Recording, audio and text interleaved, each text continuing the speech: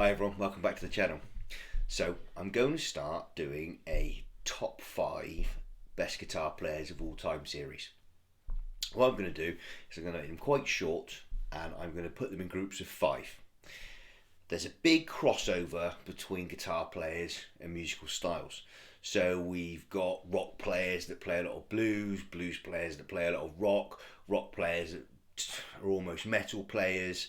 So the crossover becomes a little bit blurred. I wanted to do just a straight up top 10, who I thought were the top 10 greatest guitar players of all time. Obviously everything's in my opinion.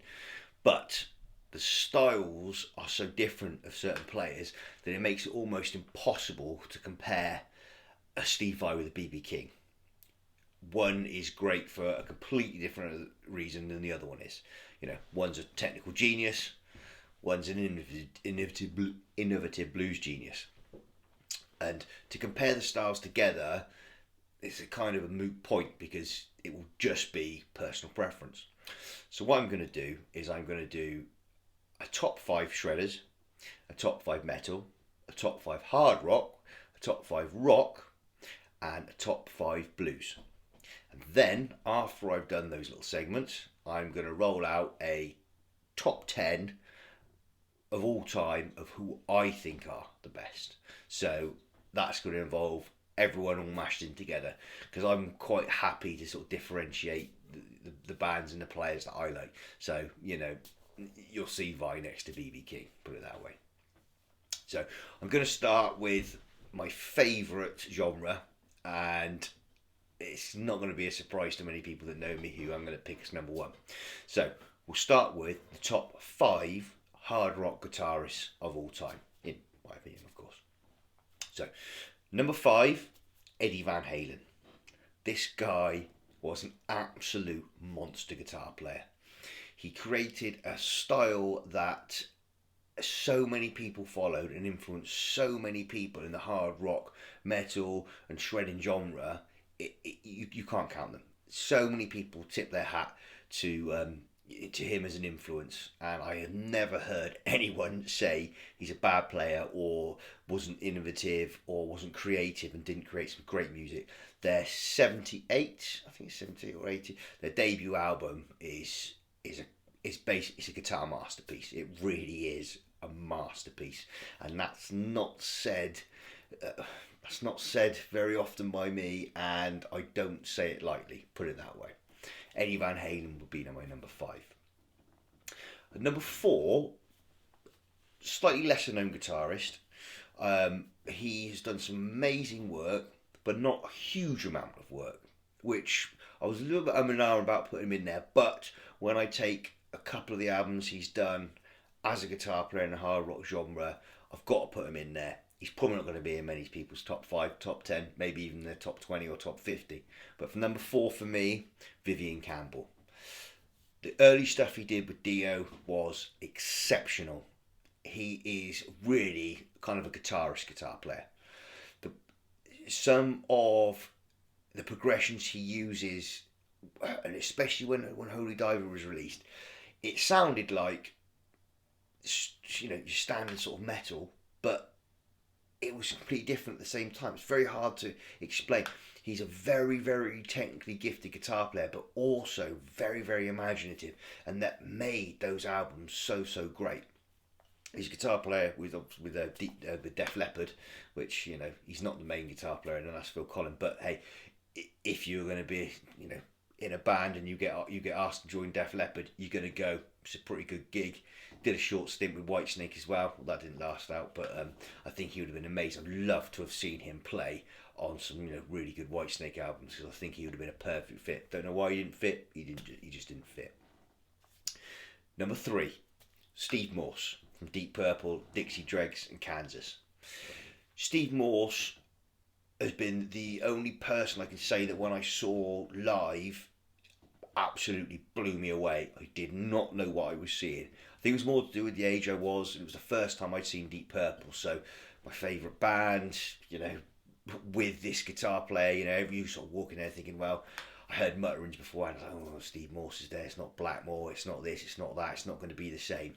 He brings such a different sound, and a technical ability that for me is almost unmatched. He's not the fastest player in the world, but he's nearly there. His alternate picking is legendary. I cannot tell you, if you're not too into the techniques of guitar and the theory of guitar and what makes guitarists great and what makes them quicker and what creates different stuff. His alternate picking is literally the best there has ever been. He's unbelievable from a technical point of view as well as from a composer point of view. The stuff he did early with the Dixie Dregs, I mean, we had the Telecaster and it's like a chicken picking feel. It was super bliss. It was blazing fast, and he had some unbelievable chops. Kansas, when he was in Kansas, he was great. And then what he brings to Deep Purple is just a whole new sound. Just really, really, really, really clever. He's got a way of using harmonics, and he uses the volume just perfectly. He makes that guitar sound like a violin. He makes the guitar sound more like a violin than a violin. And watching him was probably the best me moment I've ever had in music. Easy number 3. Later stuff he did with Deep Purple, I actually think stacks up against the early stuff. But that's just my opinion. Number 2, my number 1's nailed on, but number 2 was pretty easy. Michael Schenker. Now, Michael Schenker, unbelievable UFO, unbelievable with the Scorpions, great solo, lost his way a little bit in the late 80s and the 90s. I think he had a bit of a drink problem. The stuff he's doing now is flipping fantastic. He really is. I would call him a hard rock blues player. There's a lot of blues influences, but then there's a lot of straight rock influences. Some great sort of shredding, repeating licks. Some of the early stuff he did in UFO, especially Strangers in the Night. That live album is maybe the best live album of all time. I'd find it hard to find a better guitar performance than that, and also add to the fact that he was 16 or 17 years old, kind of puts him right up there. He was mooted to be in loads of bands. He was. I think he was once auditioned for the Rolling Stones, which would have been a really weird partnership. Also, Whites. And I think pretty much everyone was linked to him when he got a bit older, in the late 70s, early 80s, and all the way through the 80s, because he really was that good. So he's my pick at number 2. Number 1, if you know me, there isn't any contest with this. I almost put him on another level of guitar players in any genre. Richie Blackmore. Now, Richie Blackmore has a style for me like no other.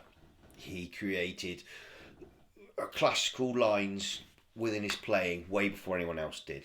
It's been copied many times since, but it's his. Again, and also with loads of Eastern influences, Renaissance, 16th century influences, created a sound that was able to cross over from soft rock, hard rock, pop rock, metal, and now in a Renaissance band.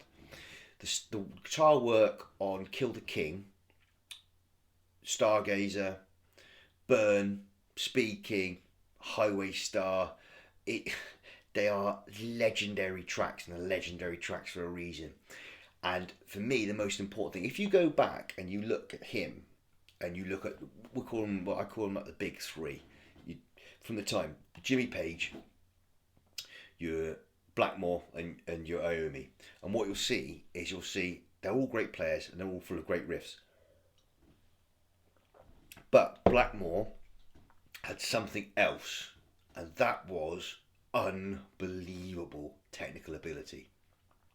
There was no doubt that technically he's more gifted. He's the lines and the runs he plays are unbelievable. If you go back now and you listen to Kill the King, or you go back and listen to Burn, Child in Time, things like that, and you actually look at what he was doing and no one else was, it really, really stands out. Jimmy Page, unbelievable guitar player, but not in his league, in my opinion, as a guitar player. As a songwriter, still not in his league, for me personally, but he'd be closer in that regard than as an actual guitar player, more as a composer.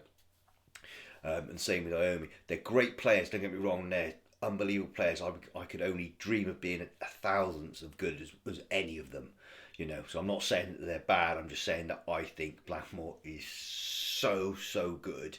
He just literally puts everyone else, you know, in the shade. The stuff that he's doing now in Blackmore's Night is fantastic. I mean, you've got to be a little bit weird to like that sort of thing. And I hold my hands up to being a bit weird. And I've seen him live a few times. And you know, there's a lot of people that dress up in minstrel hats and stuff like that. But again, his technical ability now was unbelievable.